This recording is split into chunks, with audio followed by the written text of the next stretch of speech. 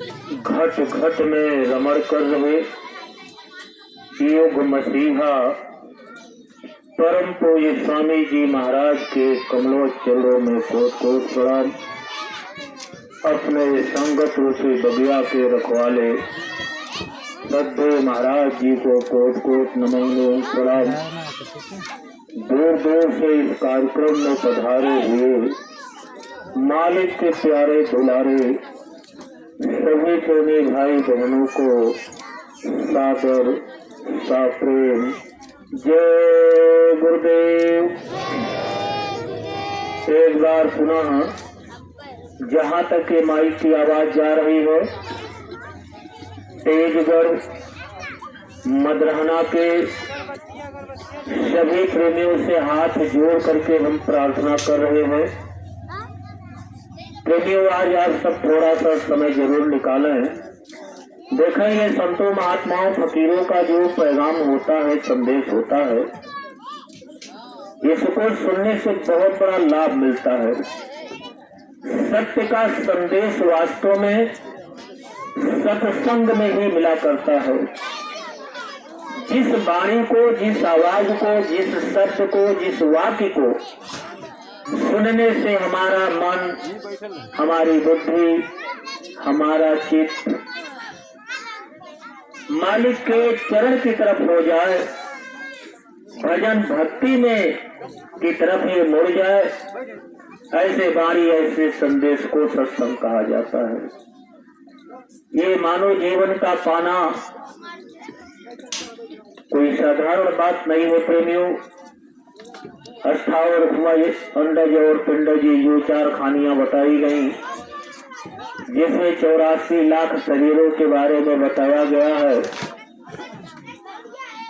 एक लंबा फेरा काटने के बाद तब ये मानव शरीर मिला करती है। 184 भरम के पग पर अटके आए, अब की पासा ना पड़ा तो फिर 84 जाए।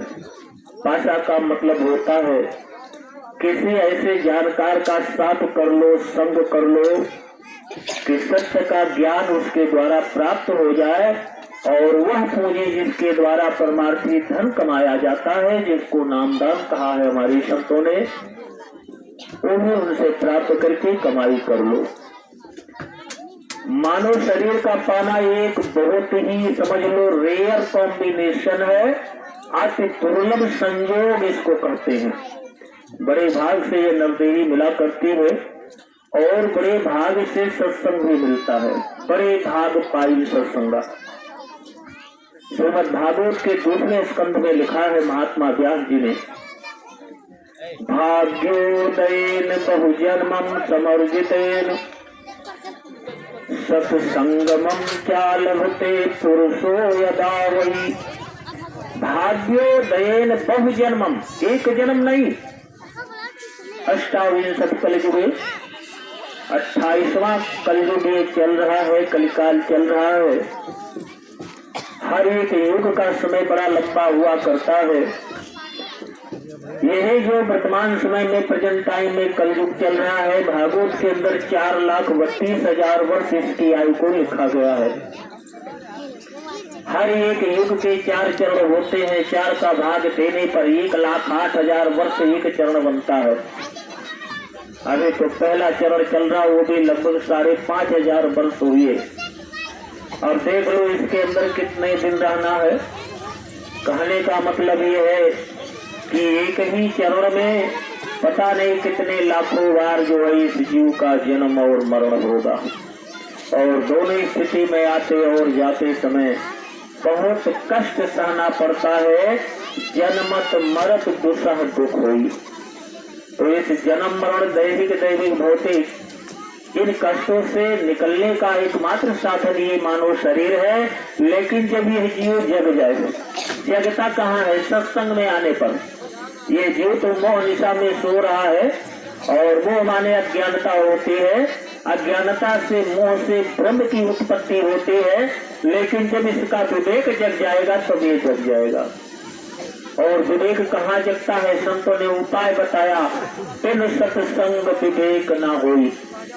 बिना सत्संग में गए कहो कि हमारा विवेक जागृत हो जाए, प्रेमियों, जगने वाला नहीं है। आज ये जो समय हमको आपको मिला, मालिक की, गुरु महाराज की बहुत बड़ी दया मेहर हुई हम लोगों के ऊपर, तब ऐसा ये शुभ अवसर मिला है। ये संतों का समाज कहलाता है। और रामायण में गोस्वामी जी महाराज ने क्या लिखा है कि संत सभा चहुदेसी अवराई, श्रद्धा ऋतु बसंत समदाई।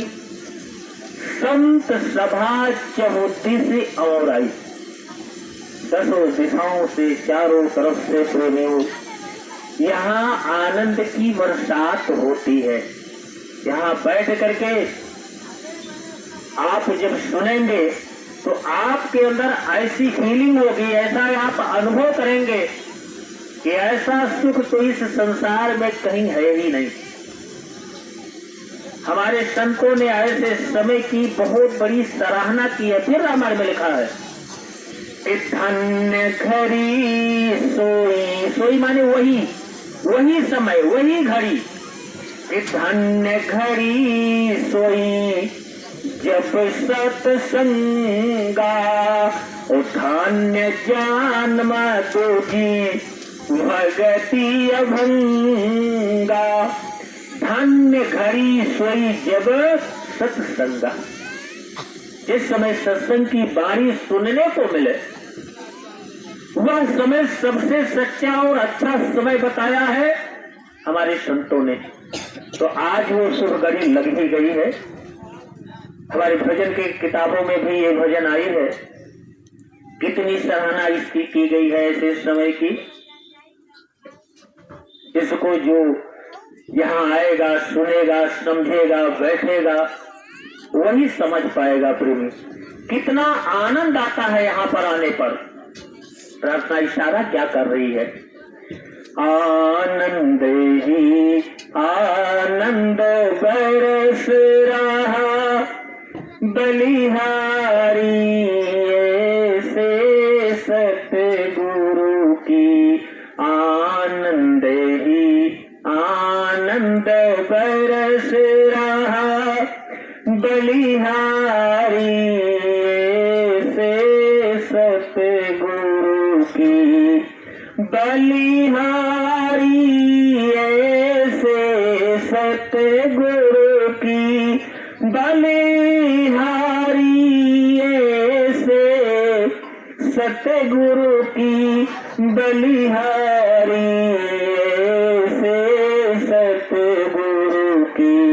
आनंद ही आनंद वरनी की कृपा से ये शुभ घड़ी हमको आपको प्राप्त हुई है। आनंद ही आनंद बरस रहा, बलिहारी ऐसे सतगुरु की।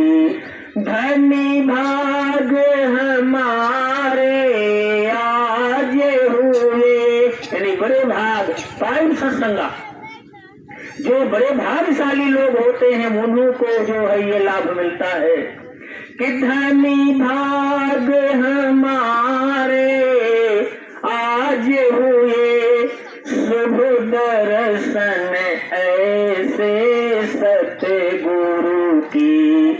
पावन कीन्ही भारत भूमि, बलिहारी ऐसे सतगुरु की।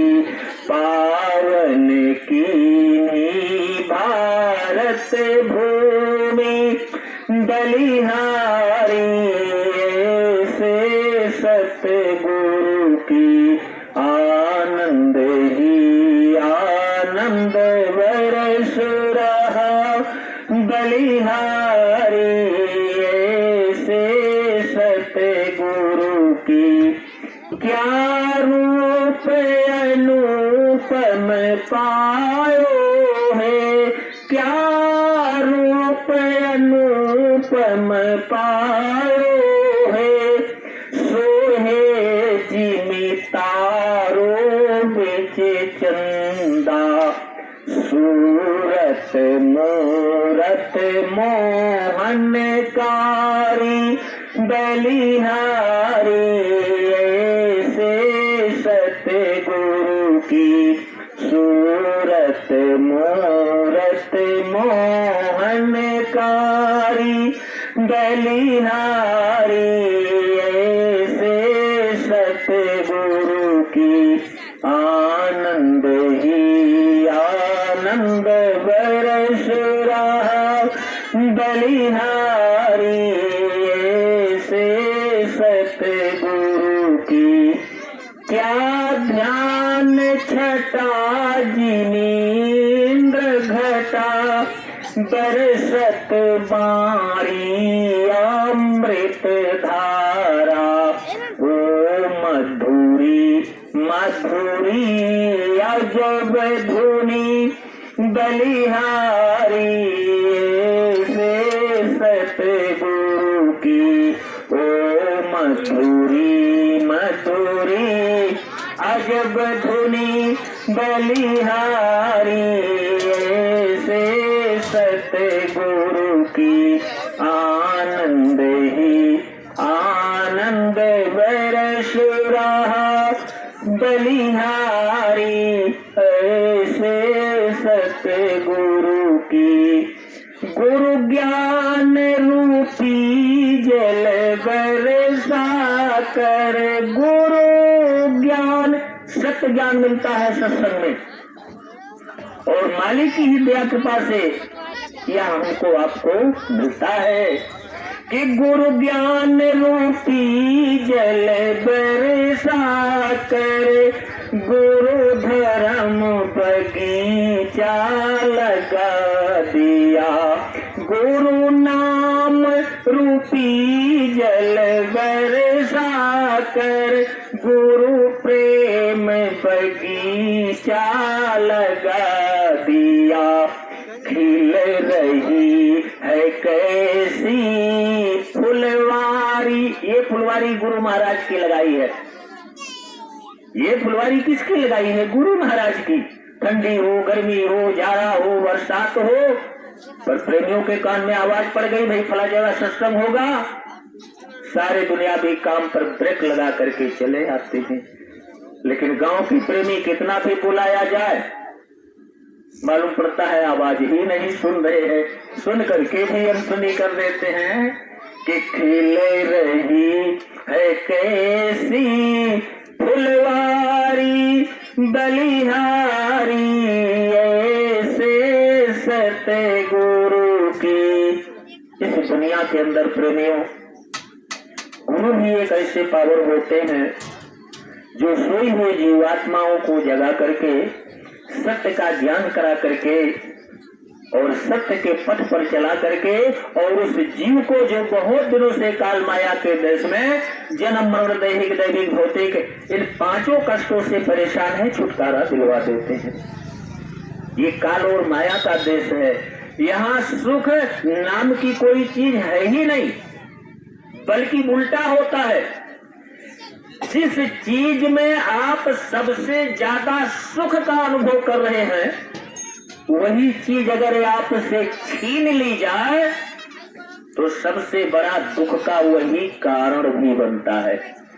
जितने जिस चीज में आप सुख का अनुभव कर रहे हैं, जब तक आपके साथ है, आपके पास है, खुश हो रहे हैं, आनंद में हैं, लेकिन वही चीज अगर आपसे छीन ली जाए तो सबसे बड़ा वहीं पर तुरंत दुख प्रकट हो जाएगा। तो ये सुख दुख का संसार है, सुख क्षणिक है और दुख शाश्वत है। जबकि ये जीवात्माएं सुख के देश की ही रहने वाली हैं, लेकिन आकर के यहाँ फंस गई प्रेमी भाई बहनों। अब इनका उद्धार, इनका कल्याण बिना संत के हो ही नहीं सकता है। और ये महात्मा तो इतने दयाल होते हैं, अगर इनकी मौज बन जाए, पिघल जाए, रीझ जाए, तो क्षण भर में क्या नहीं कर सकते हैं। एक बार की बात है, एक राजा का राज्य था, राजा लोगों का घर आप जानते हैं, जो उनका पैलेस होता है, राजमहल, अरे बड़ा मकान होता है, तो आबादी से थोड़ा हट करके बनवाते हैं। शहर से आप देख लो, मासी में ही राजा साहब का घर कहाँ है, राप्ती नदी उस पार है भाई, काफी जगह। पहले तो राजा महाराजा हाथी घोड़ा शेर बाघ सब पालते थे, तो छोटी जगह में कैसे उनका काम चलेगा। तो ऐसे राजा का जो महल था शहर से थोड़ी दूर पर बना था। जमाना कुछ और था, तब ये काली सड़कें नहीं थी, ज्यादातर कच्चे रास्ते। तो एक मेन रास्ता बाजार को जाता था शहर की तरफ, लेकिन थोड़ी दूर उस रास्ते में बालू भी पड़ती थी, बलुई जमीन।